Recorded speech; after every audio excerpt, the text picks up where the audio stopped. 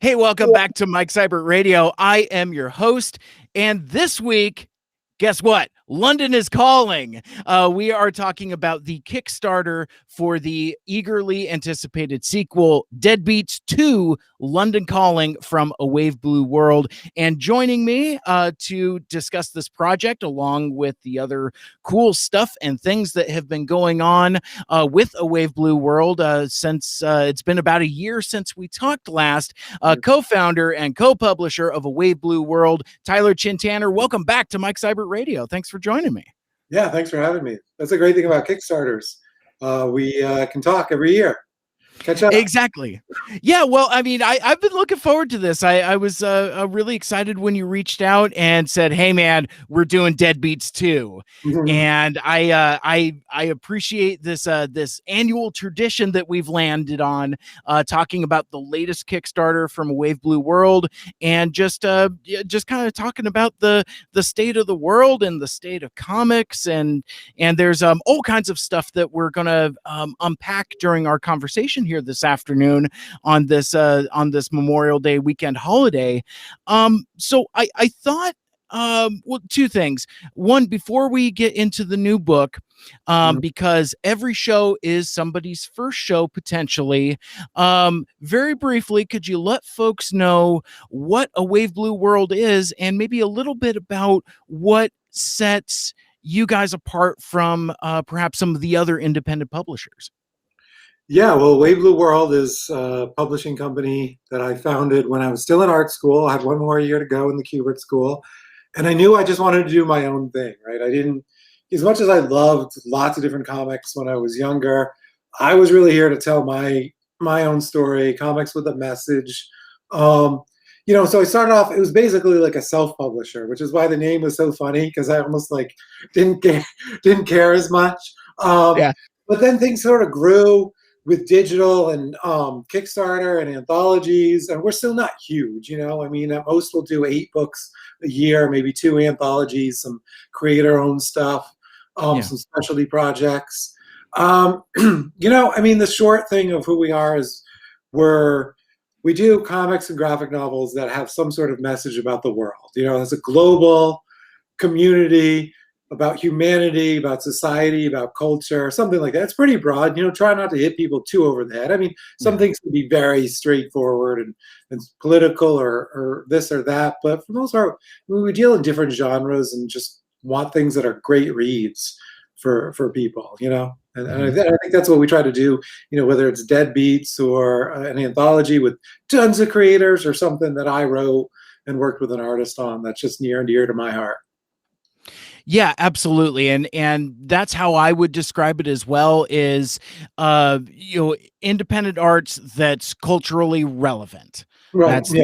That's kind of what I think of when I think of A Wave Blue World. But I also, more than that, I think of family. A Wave Blue World is very much a family affair, a family business, and a family of creators. And I don't know if I've come across a publisher with that same pedigree as a Wave Blue World. Yeah, I mean, that's different. I know there's some brothers that have published together and probably some connections here or there. But yeah, I founded A Wave Blue World the same year I got married to Wendy, who's my co-publisher. We got married in July 2005. I founded the company in September 2005. My daughter was born 2 years later, so she went to her first convention at 4 months old. Been keeping her around, I mean, she just took to it right away. We have a younger daughter now that she really gets into it too. So, I mean, we'll see if it's something they do, but I think they definitely love being part of it. And it's great to have my wife, right there with me too. yeah, I mean, that's just kind of who we are, and we try to keep that sort of feel, through other creators that come and publish with us with anthologies or anything like that. I think that's just a really special thing about what we're doing. Definitely. And so let's talk about some of the books. Like for example, I've during my show, I've supported the Kickstarter campaigns for All We Ever Wanted: Stories of a Better World, and its sequel, Maybe Someday, which I just recently reread again. Phenomenal for the times. But then there was a couple years ago, Deadbeats, Yeah, which is basically a spooky Halloween themed music based anthology, kind of. And let me know if I'm describing this correctly. I kind of describe it as basically Deadbeats is kind of like it's a music shop of enchanted items, each with right, their own various anthology type of stories. And that's what the anthology of Deadbeats is about, is kind of the story of some of these objects curated by the shopkeeper. right. The character and kind of narrator of sorts of Deadbeats, and that was a really fun book. That was definitely great for the Halloween times, and it was, it had really good success. So congratulations on that. A lot of folks seem to really pick up on the vibes of what Deadbeats was putting down. Yeah, yeah. The vibe really resonated with a lot of people. I think it was fun. For one, we were able to have a great character like the shopkeeper to introduce it all and tie everything together. With anthologies, it can be tough to sort of show people on a cover or what this is about. So she really allowed us, to put her on the cover and people to see somebody they can relate to or want to read about. And then she takes, she has a part in the whole anthology as we tell all these different stories by different creators. She's the one sort of giving the tour, of it. And so, Mm-hmm. I just think, for an anthology, it's really a cool way to tie everything together so people can really identify with, oh, okay, what am I reading? Oh, the shopkeeper and these Yeah. haunted musical instruments. Yeah. Exactly. It's a neat concept, and I remember when we talked about it a couple years ago that I compared it to Twilight Zone, in that, like, the shopkeeper is very much a Rod Serling type Yeah. figure that kind of is the connective tissue between all of the various stories in the anthology, which was really, really cool. But now it is time for, I'm trying to stall while I'm sharing my screen here. Oh, Oh, is it doing the thing? Oh, it's doing the thing. I did it. yeah, nice, I shared my screen.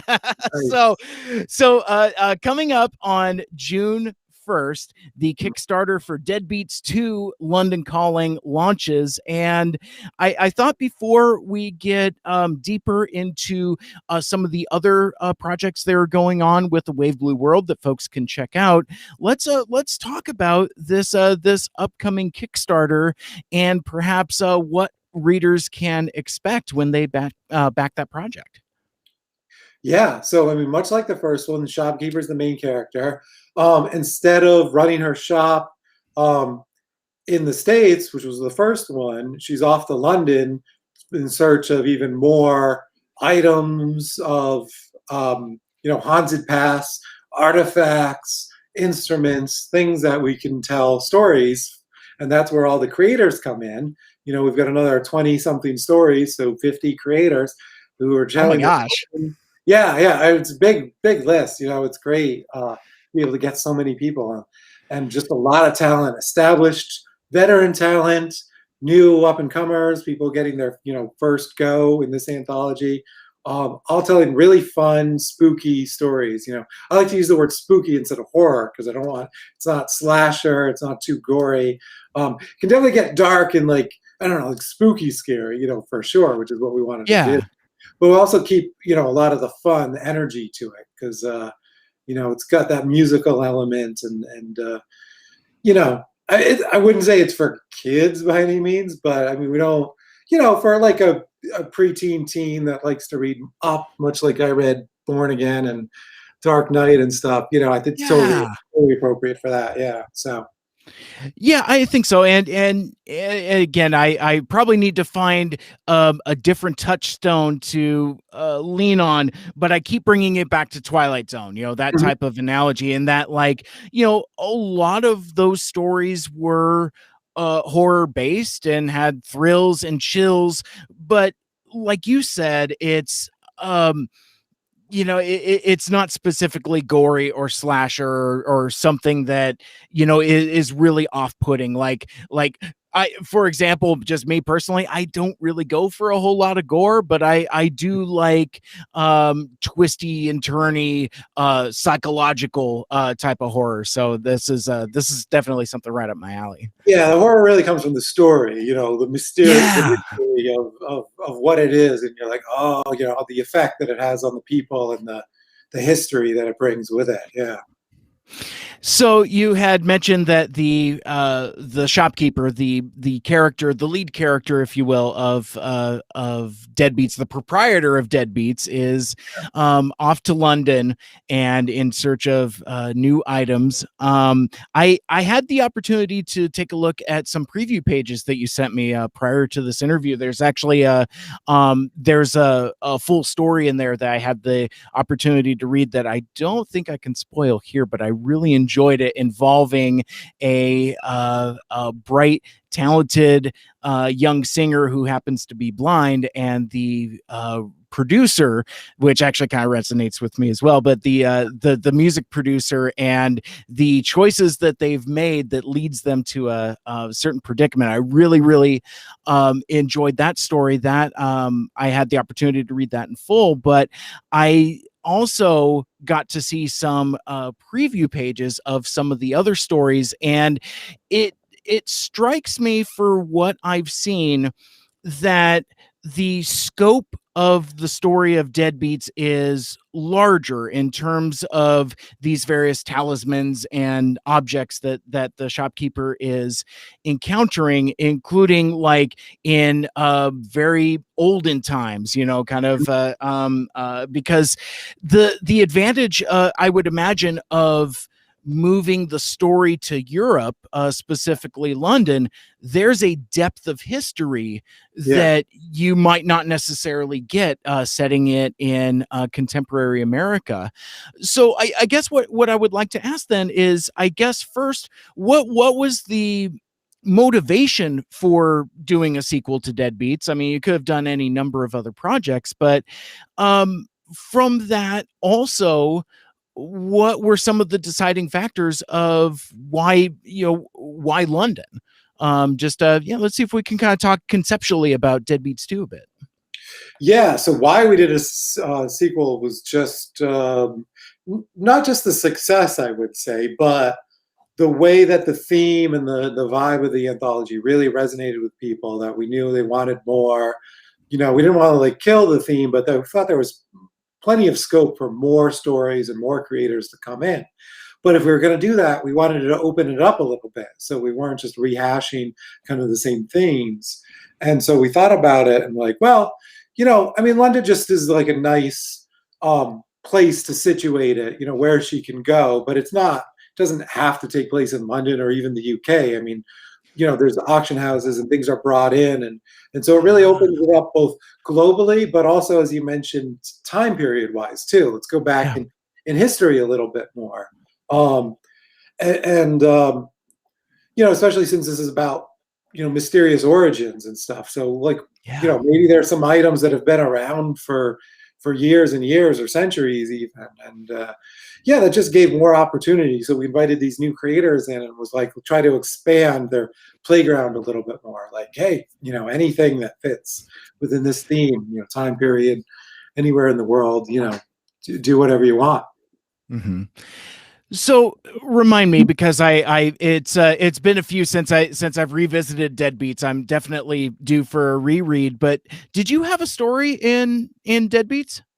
Yep. I got a story in both the first one and this upcoming one. So Because yeah, I was going to ask you about that. I had the opportunity to look at some just gorgeous watercolors in those preview pages, and I heard that that's actually your story, and I was wondering if we could talk about that. I would love to. Yeah. So Morgan Beam was the artist who did those beautiful watercolors. Um, I just worked with her, well, not directly, in my previous anthology, Embodied, which I didn't have a story in. Those was poetry and art combined. And she Right. did tapestry. It turned out beautifully. So when I wrote this story for Deadbeats 2, and I thought, well, who could do this story, which takes place in old world England, medieval times.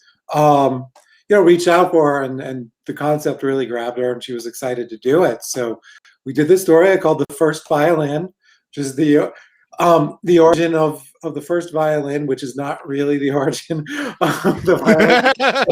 We did no research about how the violin was invented, but I'm sure it's not this story, which features fairies and princesses and knights and fighting and things like that.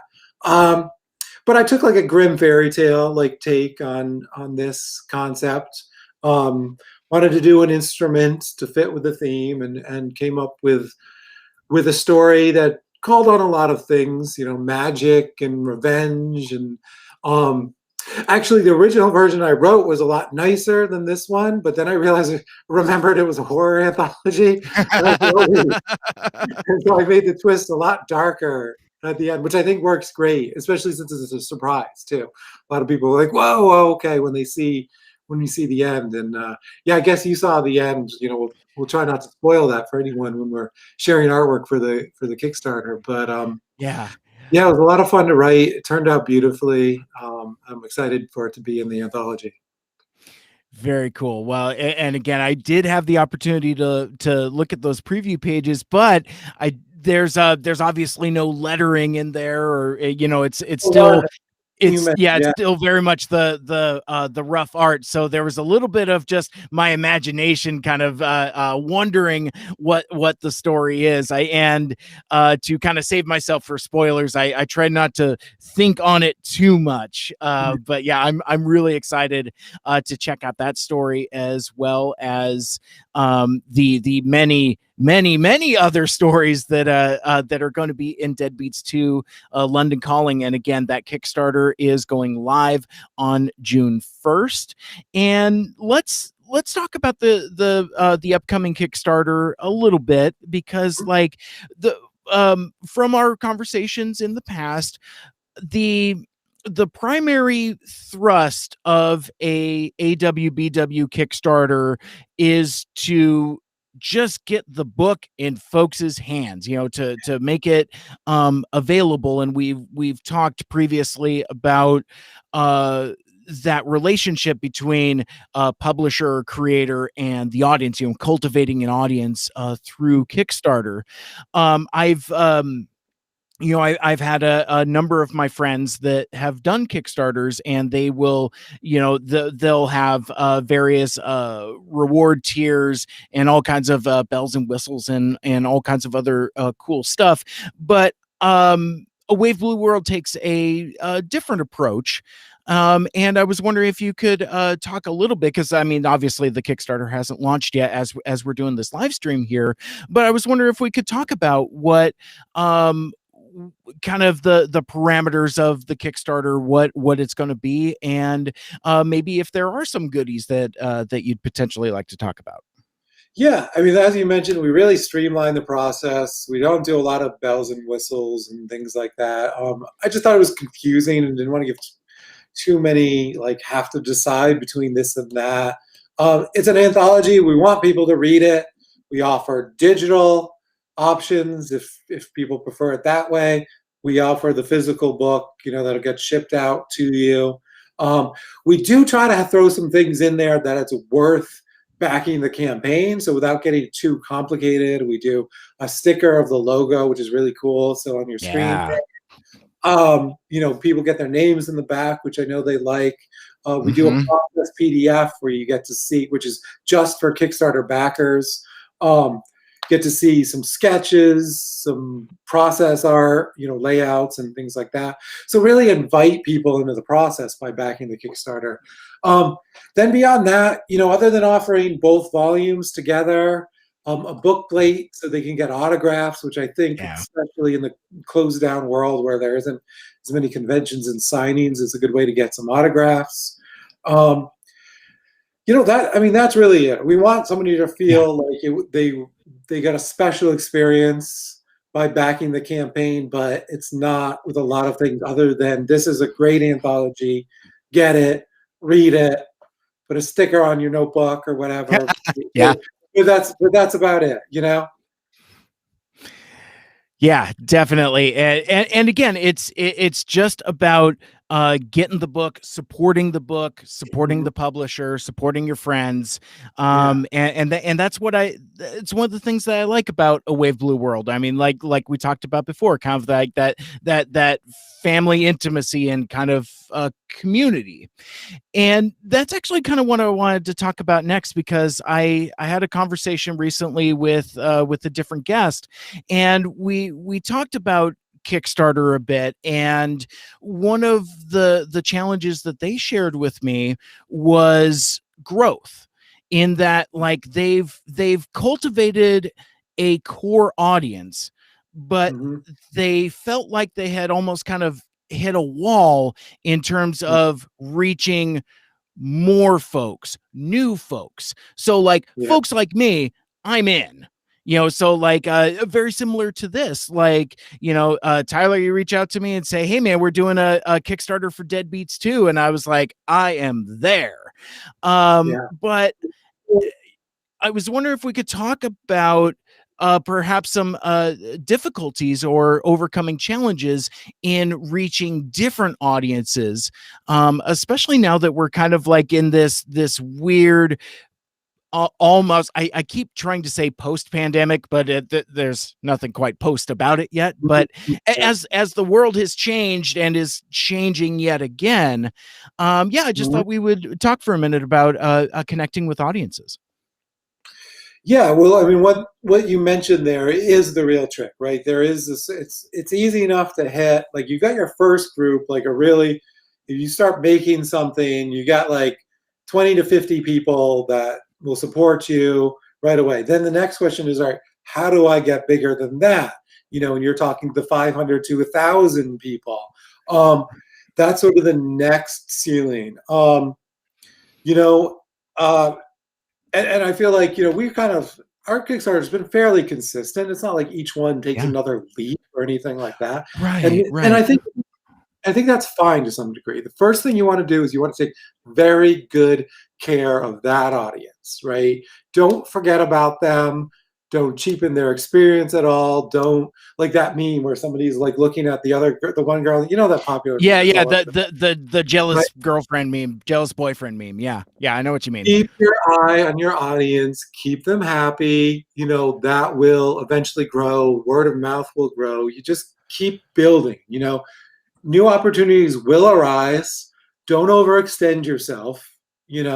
But if a new streaming thing comes up, each Kickstarter, don't just, reach out to the people, just like I said, take care of your audience, reach out to the people who've been good to you before, but try to find that next podcast or that next, now that we're live streaming, but just step by step as you make projects. And, you look back and after 5 of them or whatever, you're like, all right, well, that was a lot of work, but your audience will have grown. If you keep making sure your core audience stays satisfied, they're spreading the word. It may take a little while, but it will start to snowball, one layer at a time.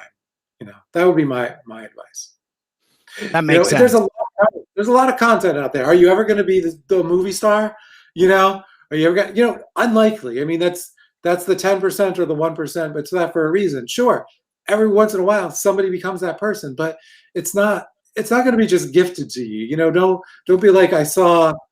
Whoever it is, all of a sudden become a mega success. Yeah, okay, we can't all be that person. That's just us looking at somebody and thinking, I want to be Keanu Reeves or whoever. I don't even know how to throw out there.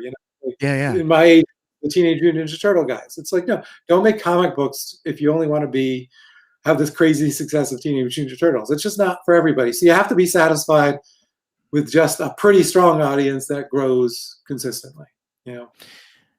Definitely. Well, and I would say that A Wave Blue World has done really well in that the projects that you folks do serve that audience. You know, it's not like you're throwing material out there that just doesn't click with that core. But that being said, you do different and experimental stuff.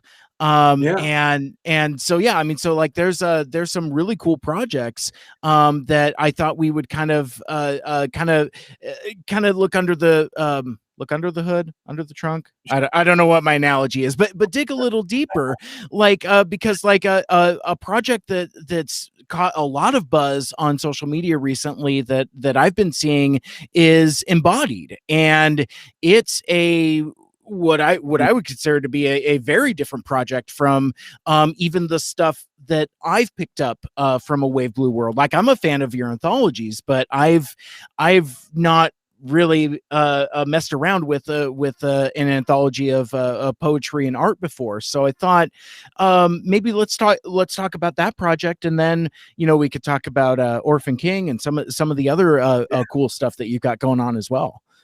Love to. Well, I brought my props for everybody looking on the screen. This is I Embodied. If you're not aware of it, yeah, no, I mean, we were trying to do something that was different. I mean, that's part of it. I mean, much like we said, we'll do if Deadbeats resonates with our audience, we'll do a sequel, but we're not just going to ride that, to death. We're going to try to do new things as well. So, we did Embodied, and there's the aforementioned Morgan Beam tapestry story, and it's poetry and sequential art.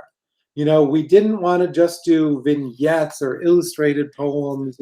That's been done before. We were like, let's take a poem and let's break it down into a story. It's not necessarily the exact interpretation of a poem, but let's make a story from it. And so we got some great contemporary poets. The theme, it's an intersectional feminist comics poetry anthology. So it deals with the body. And we got collected poems about that. We got artists to work on it and said, let's come up with a story. Wendy and I, my wife was my co-editor on it. She was really the spearhead of it, but I'll talk about it. And it was her network of poets, because she's published 2 books of poetry. She's got her novel coming out in a couple of years, just signed with a publisher. So she brings that side of it as well.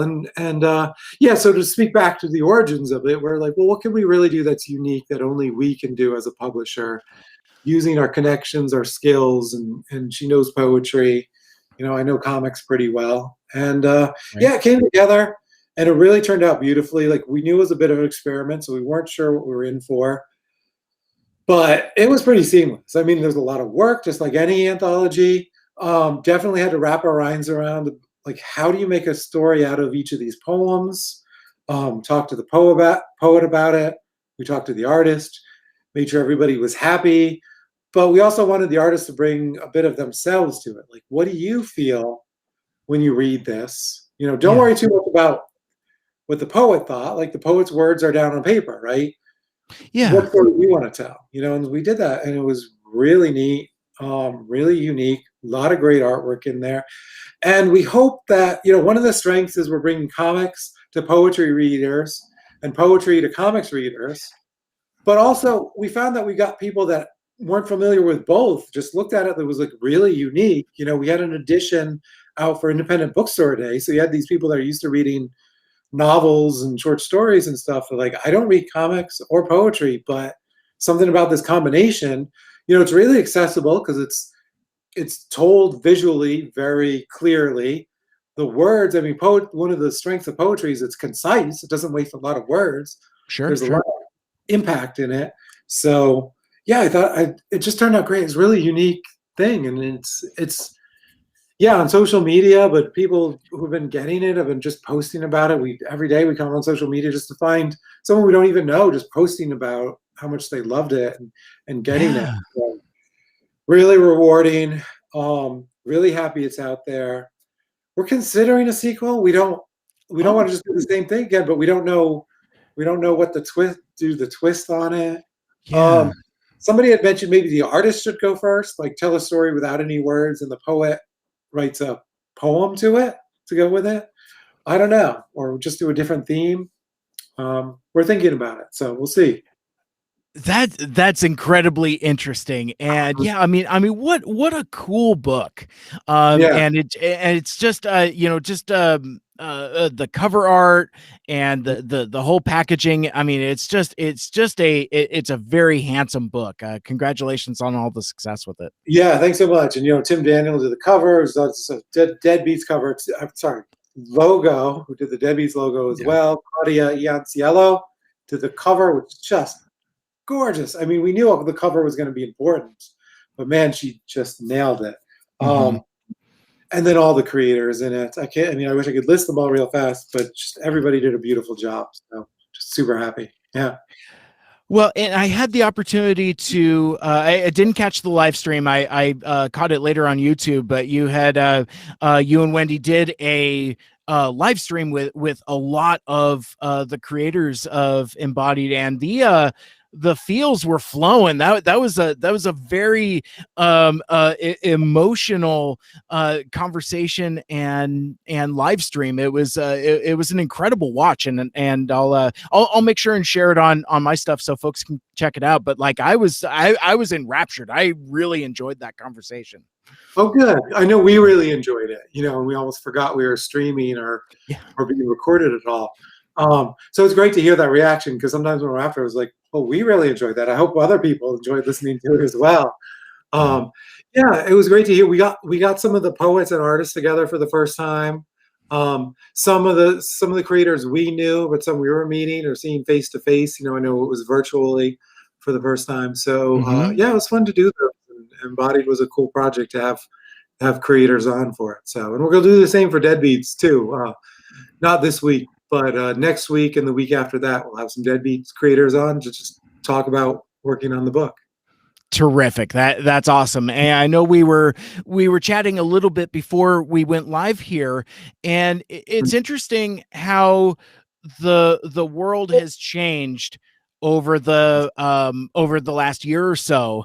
And now folks that are podcasters and comic creators are dabbling into this live streaming and video streaming, and communicating and reaching folks in a completely different way. So I thought we would stop there for a second, just kind of talk about Wave Blue World's experience dealing with video platforms and connecting with folks that way. Yeah, I mean, something we're growing into. We're doing a lot less conventions. I mean, certainly this past year, or even store signings, um, which can be tiring to do a lot of those. So Yeah. it's been a nice break in some ways. And so we just use some of that energy to try to expand our reach on social media and through videos and streaming. So, slowly, we're not gangbusters, but we started doing some things. And, if we're able to reach a bigger audience I mean, pandemic aside, that maybe just are too far away to travel or we wouldn't go to a convention in that area. I mean, that's Yeah. great. It's a lot more egalitarian that way, that we're not picking regions or anything like that. Yeah. Anybody can just tune into the stream. So, I mean, that's the strength of it. So I think even as we start doing some conventions and store signings again, we'll definitely keep the stream up and just try to have a nice balance of reaching as many people that we can. Definitely. I So mean, and well, and like we touched on, it's a whole new world. And the thing that's interesting is that even as the world changes, the things that will stay with us. Like I think that kind of for lack of better term, Zoom culture is something that's going to stick around because like it's kind of cool. It's kind of fun. And you can reach folks in a way that you never could before. Cause I mean, I know several publishers, much like yourself, that, would be on that convention grind and just, being on tour and going to the next show. And, you know, that definitely has a place as well. And I know, like so many other folks listening and watching are kind of eager to get back to that human connection, but Mhm. there's something about this type of access that we can enjoy here that's also pretty cool as an accompaniment, maybe not as a replacement. And I think that's where maybe some of the burnout is coming in, but as an accompaniment is really pretty cool. Yeah, I mean, there are advantages to both. There's strengths Yeah. to both. I definitely want to go out and like see people, but of course, you're just limited to who's around you or where you can travel to, right?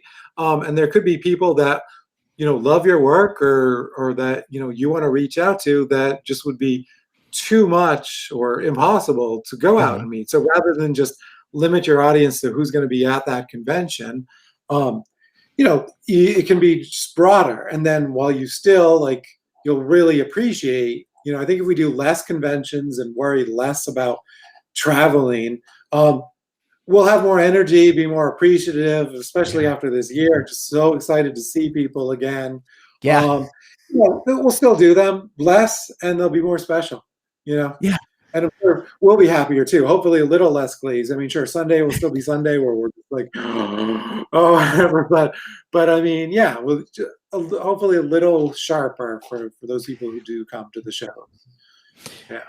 Fair enough. Very cool. And so I couldn't move away from talking about videos and live streams without talking about mom and pop comics talk, because Yeah, yeah, those have been a lot of fun.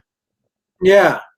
Yeah, we really dig it. We kind of came up with that name because we were like wanted to keep with the family theme and just there are other streams out there. So again, like what element do we bring? And the one we just had was somebody interviewing us because we were in between anthologies and just Hmm. talking a little bit about being a couple, married, having kids, running a company, things like that. So we did the whole mom and pop, especially raising two daughters who Yeah. are part of it. We had them on there. So yeah, we'll keep it going. We'll have some creators on. We'll talk about like nuts and bolts stuff, printing, distribution, whatever comes up, and just hopefully, people can use it as a source too. If people are wondering about things, hopefully rather than just have like answer tons of emails or things like that, if we can just put it online and it's on YouTube and you go find it, it's there. It's a resource to help other people, hopefully. Mhm. Yeah, it's again just really fun stuff, because I mean we do these types of interviews and things like that, but something to where it's more of a personal, intimate connection. As a fan of A Wave Blue World, I dig it. So I think it's a really nice that you and Wendy welcome us, the audience and fans, into your home and give us insight into stuff that's not necessarily comics. So Yeah, that's great. We just want people to, I don't know, connect to it on some level. yeah. Well, and that's some of the stuff that we spoke about earlier with regards to the Kickstarter and the Wave Blue World community, and that's what it is. It's a community, and it's very much a family thing, like you had mentioned previously. Um, let's at this point let's talk about some of the other exciting projects that A Wave Blue World has been doing recently, like your book, Orphan King, has been doing really well. The reaction to that first issue has been a really solid, really good, and the second issue is now out on Comixology with print to come, if I remember correctly. The book's coming in August. Yeah. Okay, So in that's August. our method. I mean, we print like a single first issue. Here's the Orphan King #1, awesome cover by In Hyuk Lee. Um, Yeah. So what we try to do with the premiere edition is do something a little bit special for the #1, since it's the only print copy. Nice cover with a kind of, I don't know, a premiere cover artist, to use the Yeah. term. We do some like back matter, some cool sketches. Let me get the, things like that. And then you get the full first issue as well. Then we serialize the issues digitally, like right away, sort of binge, spread it out every other week. And then within 2 months, like the Orphan King graphic novel, the full book is in previews right now.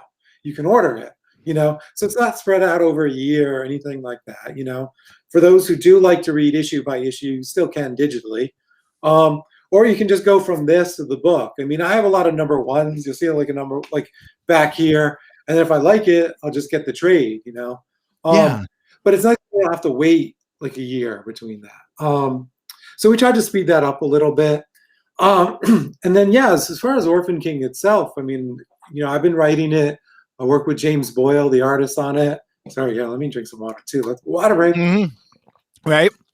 Gotta stay hydrated. Yeah, I get a little hoarse.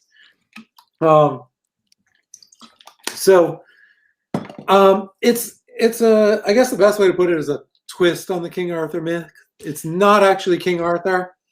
I didn't want to copy it that exactly, but I mean that's the best way to describe it, right? The kid goes and gets trained. The main trainee character is a combination of Merlin and Lady of the Avalon. It's his mother's aunt. He goes and trains, but when he comes back, the kingdom isn't, I don't want to spoil it too much here. It's not what he expected to come back to. There's no kingdom, welcome arms, like you are the new king. You have the sword and you are going to be, inherit the throne or whatever.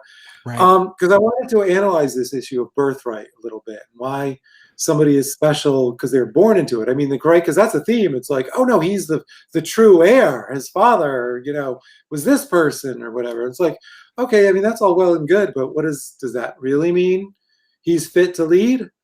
Yeah. And so what happens instead is, he's got his sword, but no kingdom. And now he's sort of cast adrift in this country that he was supposed to rule, but now he's actually got to figure out who these people are, what it's like to rule. And of course, there's a price on his head too. So he's on the run. So you learn a lot about, your kingdom, your subjects when your life is at stake here. Right. So it's a coming of age sort of thing, in that sense. So it is a YA title. It's a little bit for a younger audience, but I think it's something someone any age can read, an adult, anything like that. And then, it's, really, really excited to have the full book out or have people read the whole story. And it is, just to let you know, it doesn't conclude in that first one. The first arc definitely wraps up, but I hope to be a multi-volume adventure because I have a lot of things I can tell with this concept and adventures for the main character, Caden, to go on. So, I hope to be working on it for a few years. Oh, nice. Very cool.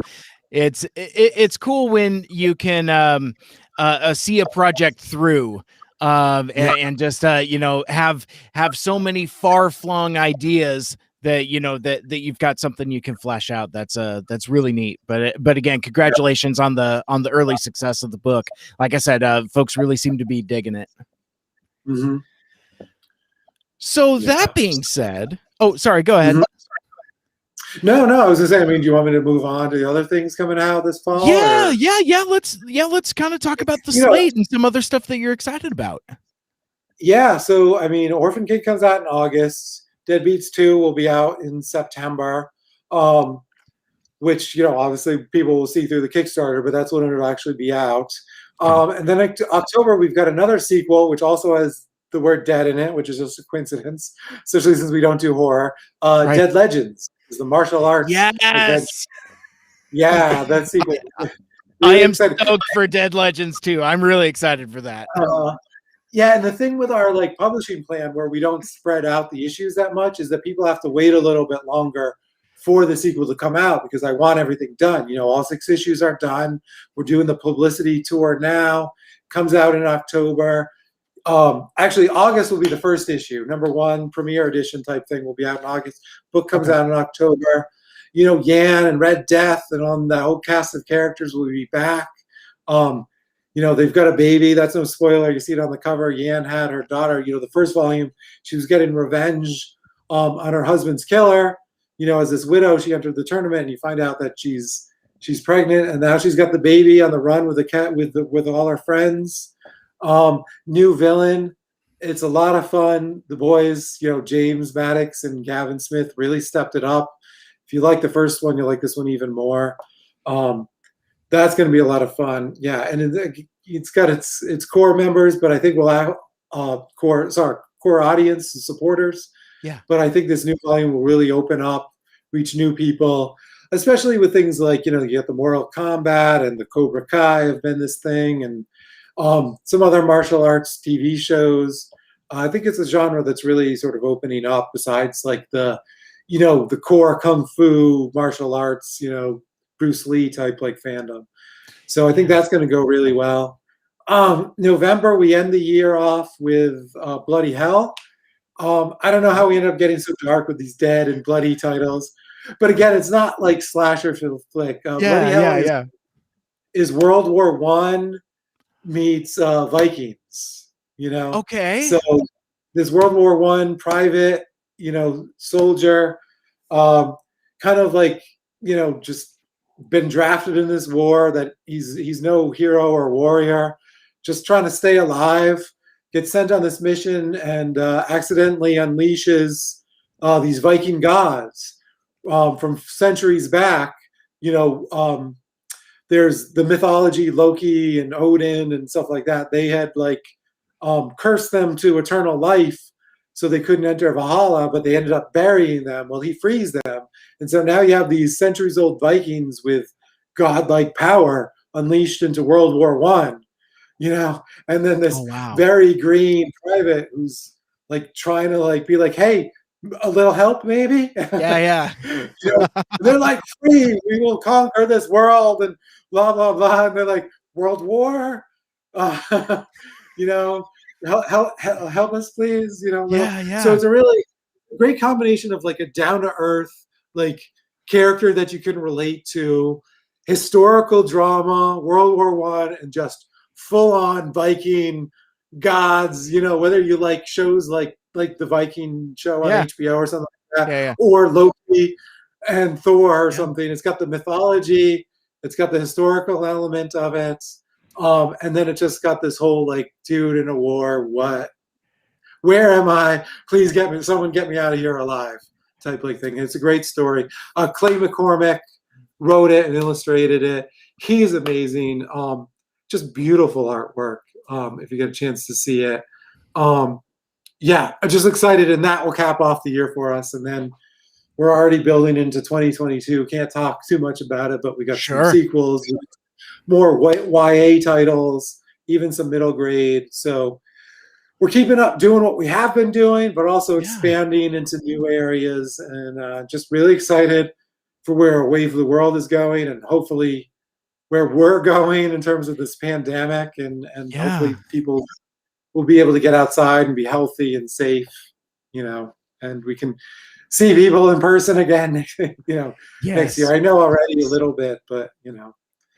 Yeah, well, and that's actually kind of what I wanted to close out on, is that, you know, so we mentioned at the top that this has kind of become an annual tradition for us. You know, there's a new AWBW Kickstarter, gives us an opportunity to catch up and get connected. But this year, more so than others in the past, has you know, it's changed a lot of things and a lot of folks. And I was wondering if you wouldn't mind touching on a bit just how A Wave Blue World has navigated these, I mean, putting cliche aside, these unprecedented times. Yeah, well, you know, it was funny because when it came out in March, you know, there was a lot of questions about how bad would it be and how long would it last, you know. And I remember we were signed up for Emerald City Comic Con in March, Heroes Con in June, and Emerald City became, should we go? Shouldn't we go? Okay, we shouldn't, but Heroes Con in June, by summer or whatever, will be fine. New York Comic Con in October, but it just kept on lasting. And I think our small size put us in a good position. We definitely dialed things back. Stores were closed, Diamond closed for a few weeks. Yeah. So I think we made the decision, like, that's okay. It's okay we don't go to conventions. It's okay we push books back a little bit. We'll keep things running. The books that we had in the pipeline, we kept in the pipeline. Artists who were committed to books were able to keep working. If they needed a little more time, that was fine. But if they wanted to keep working, we encourage them to just keep pushing on through. Whatever you need to do to get yourself, through it. Here with our family, we quarantined and we took good care of ourselves, and we gave ourselves what we needed, and I hope everybody else was doing that as well. And we tried to support the community as best we could. I just really hope, even though we are isolated in some ways, I just hope that we grew, our bonds stronger in some ways. I know people keep talking about just can't wait to see each other again, or convention. So I think there was that element of hope that's been driving us. And I know it's been a long road, but I mean, that's just how it is, so hope people have been keeping their spirits up. And I do hope, we're headed for brighter days, and that this summer is a little bit better, and next year will just continue to get better. And we'll still be here, no matter what. I mean, I don't know, I can say no matter what, but it's going to take a lot. It would take a lot to shake us. So we're here, and we hope everybody else is. And we just want to maintain this community and be a part of it, and be supportive, and stay together. Absolutely. Very well said. Thank you for sharing that with us. The Kickstarter for Deadbeats 2 launches on June 1st. We have been talking with Tyler Chin-Tanner, founder and co-publisher of AWBW World, and we always appreciate you taking the time. Something I forgot to ask you earlier when we were talking about the Deadbeats Kickstarter, I noticed your Super Boss Deadbeats t-shirt. You doing shirts for Deadbeats too? It's not going to be part of the initial rewards. I've been thinking about it. It's basically the same logo with just London Calling. So maybe we'll take a survey and be like, do people want this shirt, but with the words London Calling? You can always add rewards. So maybe that's a good halfway point or something. We'll add the shirt reward if people want it. So, perfect. But, well, and you can always do it later. Like I remember you did raffles, contests, things like that for Deadbeats the first time around after the Kickstarter. So there's definitely opportunities there. Last question. One of my favorite things about AWBW World Kickstarters is the videos that you guys produce for those Kickstarters. Could you talk about what's going to go into this video for the Kickstarter for Deadbeats 2? Yes, well, we had a very special guest do a takeover of the video this time. I don't appear in it at all. It'll be the first Kickstarter video I'm not there. Oh wow! My 14. Yeah, no, I didn't. No audio, visual, or whatever. Let my kids do the takeover. They did the video. My 14-year-old starts us off, introduces the concept, and then it's a short video. We only make them like a minute long because people want to just move on. They know what we're doing. And then my 6-year-old makes an appearance at the end. So keeping with the family theme, we got the Chin-Tanner girls running the video this time. So I hope people will check it out. That's terrific. I love it. I can't wait to check it out. I can't wait to check out the book. Again, Deadbeats 2, London Calling. The Kickstarter starts on June 1st. Check it out. Tyler Chin-Tanner, is always a pleasure having you on the show. Before we part ways for this year, maybe we'll make it sooner before we connect again. But could you remind folks where they can find a Wave Blue World on the internet, and where we can connect with AWBW out on social medias, and where we can find you out on the socials. Yeah, well, the website's the easiest because it's 4 letters, AWBW. We got our abbreviation, .com, sorry. AWBW.com is our website. Social media is just a Wave Blue World. It is spelled out, but it's consistent. Facebook, Instagram, Twitter, A Wave Blue World. Sorry, it's a bit of a pun of Brave New World. You just have to remember that bit. And then if you go on to Kickstarter, I think just typing in Deadbeats 2 if you want. It'll pop up for sure. Yeah. So, and I'm Tyler Chintanner, same thing. Facebook, Instagram, Twitter, Tyler Chintanner. Very cool. Well, again, thank you so much for taking the time. I really appreciate it. And again, we got to do it again soon. Yeah, let's do it for sure. We do twice a year if you want. I'll have something to talk about in the fall. You know what? You're on. Yeah. I'll do that. All right, cool. Well, and that will wrap things up for this episode. Thank you so much for watching and for listening. And if you want to listen to my podcast, Mike Seibert Radio, and all of my past shows, you can subscribe on Apple Podcast, Stitcher, Google Podcasts, Spotify, TuneIn, and wherever the heck else you listen to your podcasts. And you could check out the full show archive out on SoundCloud. 5 years and over 300 episodes worth of shows out there. And join us again for another Mike Seibert Radio podcast live stream. We are streaming on Twitter, YouTube, Twitch, and Facebook Live. Like, share, rate, and review the show. Let us know what you'd like and what you'd like to hear more of in the future. For my guest, Tyler Chintanner, my name is Mike. This has been Mike Seibert Radio. And until next time, make good choices. I'm going to hit end stream.